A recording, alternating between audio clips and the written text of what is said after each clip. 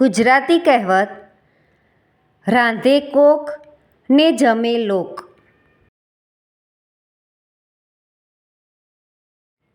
રાંધે કોક ને જમે લોક અર્થ એક વ્યક્તિ મહેનત કરે અને તેનો લાભ અન્ય લોકો ઉઠાવે. વાક્ય: ગામના વડીલોએ ખૂબ મહેનત કરીને સાર્વજનિક બગીચો બનાવ્યો, પણ આજે આખું ગામ ત્યાં મજા કરી રહ્યું છે.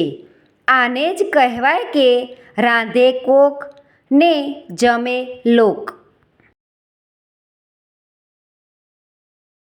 Thank you friends. Please like, share and subscribe.